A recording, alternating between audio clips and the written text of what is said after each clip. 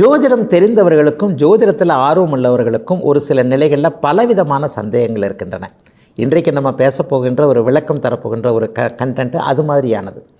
ஐயா, 8ஆம் இடம் ஒரு ஆயுள் ஸ்தானம் அப்படின்னு சொல்கிறோம். எல்லோருடைய ஆயுளை நிர்ணயிக்கக்கூடிய ஒரு பாவகம் அந்த பாவகம். ஆயுள் ஒரு நேரத்தில் எல்லாருக்கும் ஒரே மாதிரி இருக்கிறதில்ல.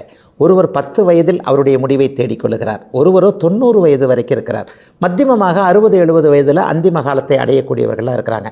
ஒரு சில நிலைகளில் பார்த்திங்கன்னா ஒரு பஸ்ஸில் போகிறாங்க, ஒரு ட்ரெயினில் போகிறாங்க, ஒரு விமானத்தில் போகிறாங்க, அது திடீரென்று விபத்துக்குள்ளாகிறது. அந்த நேரத்தில் அந்த பஸ்ஸிலோ அந்த வாகனத்திலோ இருக்கக்கூடியவர்கள் மொத்தமாக தன்னுடைய முடிவை தேடிக்கொள்கிறார்கள் இல்லையா?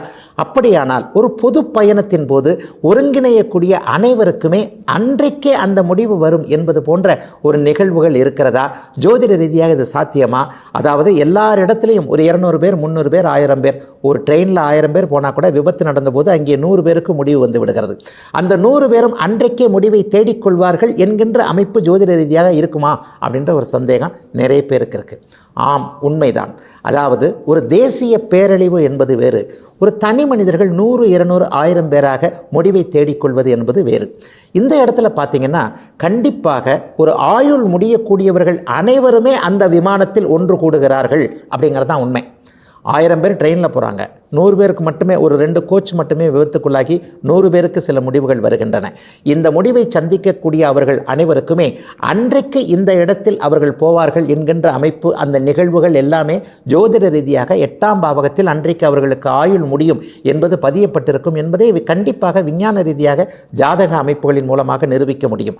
ஆனால் நீங்கள் கேட்கக்கூடிய இன்னொரு விளக்கம், மிக முக்கியமான விளக்கம் என்னென்னா, தேசிய பேரழிவு நடக்கிறது இல்லையா? ஒரு சுனாமி வருகிறது, ஒரு பூகம்பம் வருகிறது, ஒரு மிகப்பெரிய நிலநடுக்கம் ஏற்படுகிறது, 1 லட்சம் 2 லட்சம் என கொத்து கொத்தாக மக்களுடைய முடிவுகள் ஏற்படுகின்ற போது அந்த இடத்துல பார்த்திங்கன்னா 60-70 வயது 90 வயது வரைக்குமே வாழக்கூடிய ஒரு நிலையில் ஒருவர் இருந்தாலும் கூட அந்த தேசிய பேரழிவுக்கு முன்னால் அவருடைய ஆயுள் பாவகம் செயல்படாது. இதைத்தான் நாங்கள் பிரபஞ்ச விதி, தனிமனித விதின்னு சொல்கிறோம்.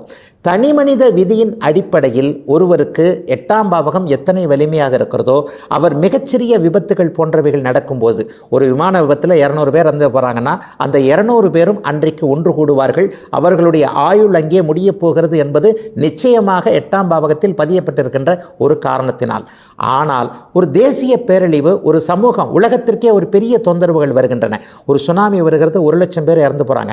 அந்த 1 லட்சம் பேரில் 90 வயது வரைக்கும் வாழக்கூடியவராக ஒருவர் இருந்திருந்தாலும் கூட அன்றைக்கு அவருடைய தனிமனித ஜாதக விதி என்பது அங்கே செயல்படாமல் ஒட்டுமொத்தமாக பூமியை இயக்கக்கூடிய ஒரு பிரபஞ்ச விதி செயல்பட்டு அவர் 90 வயசு வரைக்கும் வாழணும்னு இருந்தால் கூட அன்ற சுனாமி அன்றைக்கு அவர் 30 வயதில் தன்னுடைய முடிவை தேடிக்குவார். இதுதாங்க உண்மை. ஆக ஜோதிடம் என்பது மகா நுணுக்கமானது. இந்த கிரிக்கெட் ஜெயிக்குது, எலெக்ஷனில் ஜெயிக்குது, இது போன்ற விதிகள் எல்லாம் இந்த பிரபஞ்ச விதிகளின் அடிப்படையில் தான் கணிக்கிறாங்க. ஆயினும் அந்த பிரபஞ்ச விதி என்பது முற்றுப்பெறாத ஒரு அமைப்பில் இருக்கிறனால அதை துல்லியமாக சொல்ல முடியறது இல்லைங்க. இந்த இடத்துல பூகம்பம் வரும், இந்த கிரிக்கெட் அணி ஜெயிக்கும், இந்த எலெக்ஷனில் இந்த தலைவர் ஜெயிப்பார் அல்லது இந்த கட்சி ஜெயிக்கும் என்பதை இந்த பிரபஞ்ச விதி என்று சொல்லப்படக்கூடிய முண்டேன் அஸ்ட்ராலஜின்னு சொல்லப்படக்கூடிய உலகியல் விதியின் அடிப்படையில் தான் கணிக்கிறோம்.